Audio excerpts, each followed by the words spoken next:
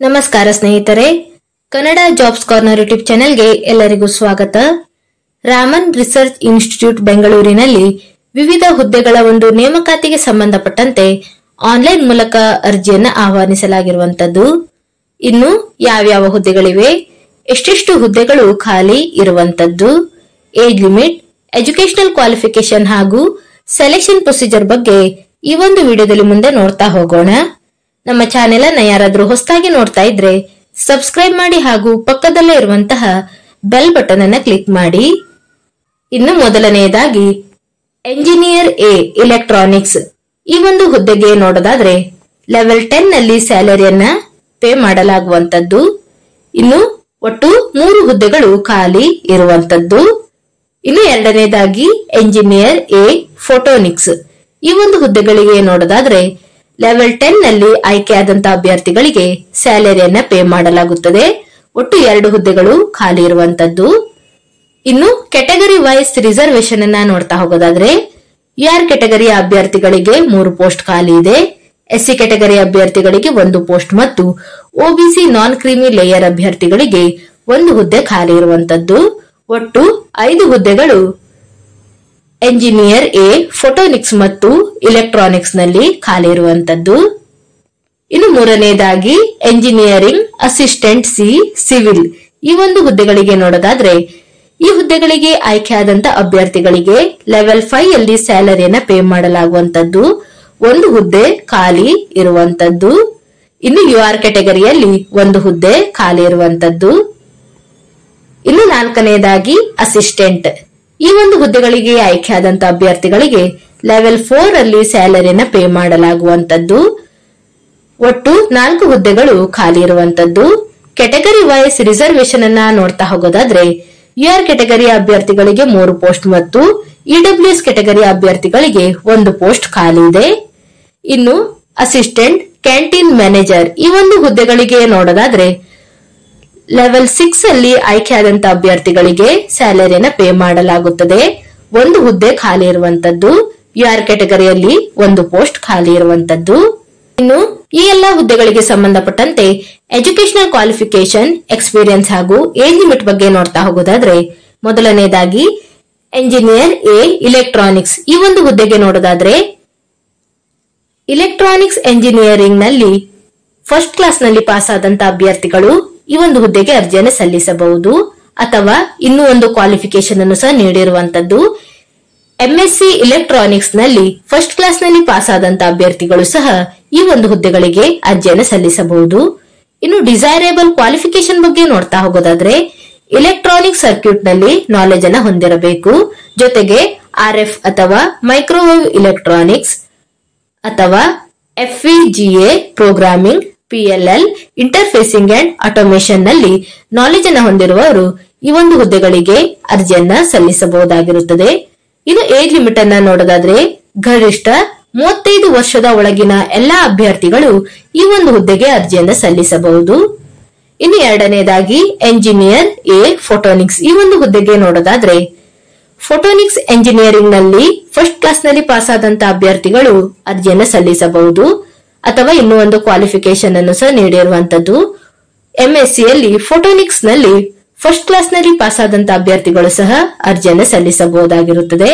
ಇನ್ನು desirable qualification ಬಗ್ಗೆ ನೋಡೋದಾದ್ರೆ ಆಪ್ಟೋ ಮೆಕ್ಯಾನಿಕಲ್ ಕಾಂಪೋನೆಂಟ್ಸ್ ನಲ್ಲಿ ನಾಲೆಜ್ ಅನ್ನ ಹೊಂದಿರಬೇಕು ಮತ್ತು optical instrumentation, good practical optic skills, femto second, laser system, laser physics, fibre optics, optical modulator and detector ನಲ್ಲಿ ನಾಲೆಜ್ ಅನ್ನ ಹೊಂದಿರುವಂತಹ ಅಭ್ಯರ್ಥಿಗಳು ಈ ಒಂದು ಹುದ್ದೆಗೆ ಅರ್ಜಿಯನ್ನು ಸಲ್ಲಿಸಬಹುದಾಗಿರುತ್ತದೆ.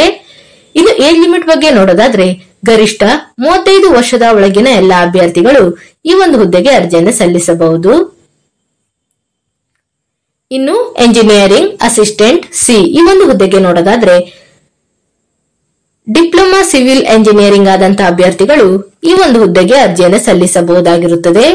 ಇನ್ನು ಡಿಸೈರೇಬಲ್ ಕ್ವಾಲಿಫಿಕೇಶನ್ ಬಗ್ಗೆ ನೋಡೋದಾದ್ರೆ ಸಂಬಂಧಪಟ್ಟಂತ ಫೀಲ್ಡ್ ನಲ್ಲಿ 3 ವರ್ಷಗಳ ಒಂದು ಎಕ್ಸ್ಪೀರಿಯನ್ಸ್ ಅನ್ನು ಸಹ ಹೊಂದಿರಬೇಕು. ಇನ್ನು ಏಜ್ ಲಿಮಿಟ್ ಬಗ್ಗೆ ನೋಡೋದಾದ್ರೆ ಗರಿಷ್ಠ 28 ವಯಸ್ಸಿನ ಒಳಗಿನ ಎಲ್ಲಾ ಅಭ್ಯರ್ಥಿಗಳು ಈ ಒಂದು ಹುದ್ದೆಗೆ ಅರ್ಜಿಯನ್ನು ಸಲ್ಲಿಸಬಹುದು.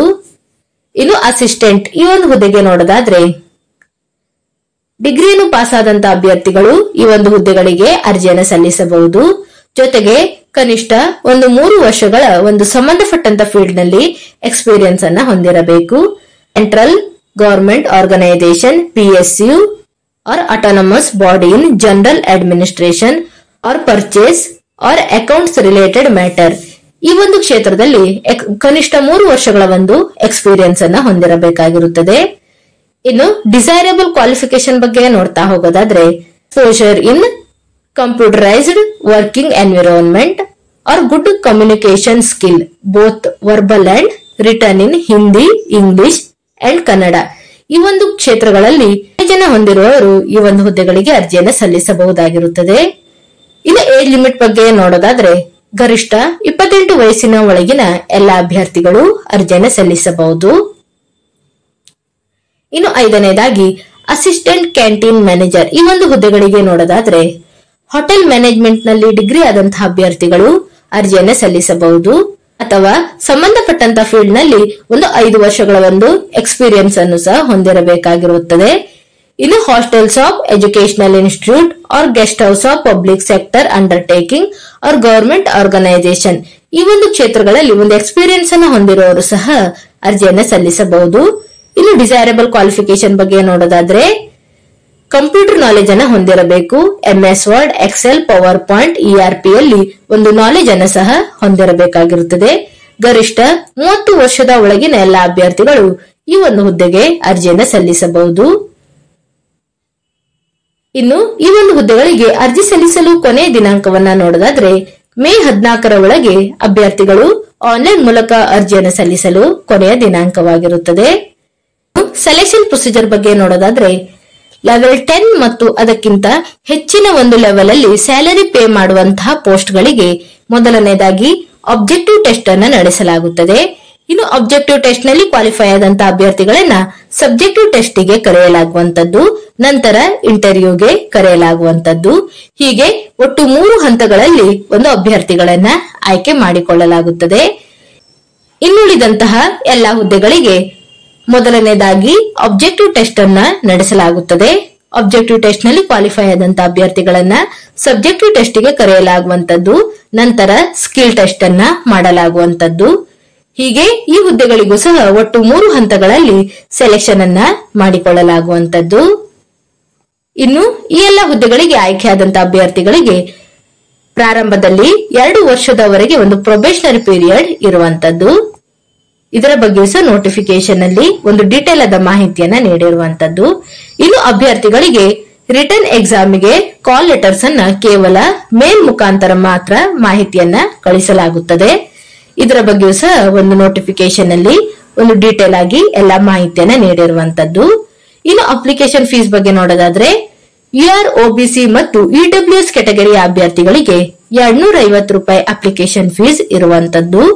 ಇನ್ನು 1ಕ್ಕಿಂತ ಹೆಚ್ಚು ಹುದ್ದೆಗಳಿಗೆ ಅರ್ಜಿ ಸಲ್ಲಿಸುವಂತಹ ಅಭ್ಯರ್ಥಿಗಳು ಸೆಪರೇಟ್ ಆಗಿ ಪ್ರತಿಯೊಂದು ಹುದ್ದೆಗೂ ಸಹ ಅಪ್ಲಿಕೇಶನ್ ಫೀಸ್ ಅನ್ನ ಪೇಮೆಂಟ್ ಮಾಡಬೇಕಾಗಿರುವಂತದ್ದು. ಇನ್ನು SC, ST ಮಹಿಳಾ ಅಭ್ಯರ್ಥಿಗಳು ಮತ್ತು ಫಿಸಿಕಲ್ ಹ್ಯಾಂಡಿಕ್ಯಾಪ್ ಇರುವಂತಹ ಅಭ್ಯರ್ಥಿಗಳಿಗೆ ಯಾವುದೇ ರೀತಿಯಾದಂತಹ ಅಪ್ಲಿಕೇಶನ್ ಫೀಸ್ ಇರೋದಿಲ್ಲ. ಇನ್ನು ಈ ಹುದ್ದೆಗಳಿಗೆ ಅರ್ಜಿ ಸಲ್ಲಿಸಲು ಪ್ರಾರಂಭ ದಿನಾಂಕವನ್ನು ನೋಡೋದಾದ್ರೆ ಏಪ್ರಿಲ್ 7ರಿಂದ ಈ ಎಲ್ಲ ಹುದ್ದೆಗಳಿಗೆ ಅರ್ಜಿ ಸಲ್ಲಿಸಲು ಪ್ರಾರಂಭವಾಗುವಂತದ್ದು. ಇನ್ನು ಅಭ್ಯರ್ಥಿಗಳು ಅರ್ಜಿ ಸಲ್ಲಿಸಲು ವೆಬ್ಸೈಟ್ ವಿಳಾಸವನ್ನು ಸಹ ನೀಡಿರುವಂತದ್ದು www.rri.res.in. ಈ ವೆಬ್ಸೈಟ್ ಮುಖಾಂತರ ಅಭ್ಯರ್ಥಿಗಳು ಆನ್ಲೈನ್ ಮೂಲಕ ಅರ್ಜಿಯನ್ನ ಸಲ್ಲಿಸಬೇಕಾಗಿರುವಂತದ್ದು. ಇಷ್ಟು ರಾಮನ್ ರಿಸರ್ಚ್ ಇನ್ಸ್ಟಿಟ್ಯೂಟ್ ಬೆಂಗಳೂರಿನಲ್ಲಿ ಕರೆಯಲಾದಂತ ವಿವಿಧ ಹುದ್ದೆಗಳ ನೇಮಕಾತಿಗೆ ಸಂಬಂಧಪಟ್ಟಂತಹ ಮಾಹಿತಿಯಾಗಿರುವಂತದ್ದು.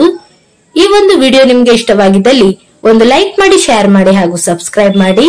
ಜೊತೆಗೆ ಪಕ್ಕದಲ್ಲೇ ಇರುವಂತಹ ಬೆಲ್ ಬಟನ್ ಅನ್ನು ಕ್ಲಿಕ್ ಮಾಡಿ. ಏನಾದರೂ ಡೌಟ್ಸ್ ಇದ್ದರೆ ಕಮೆಂಟ್ ಬಾಕ್ಸಿನಲ್ಲಿ ಕಮೆಂಟ್ ಮಾಡಿ. ಇನ್ನೂ ಹೆಚ್ಚಿನ ಮಾಹಿತಿಗಾಗಿ ನಮ್ಮ ಚಾನೆಲ್ ಅನ್ನು ಸಬ್ಸ್ಕ್ರೈಬ್ ಮಾಡಿ.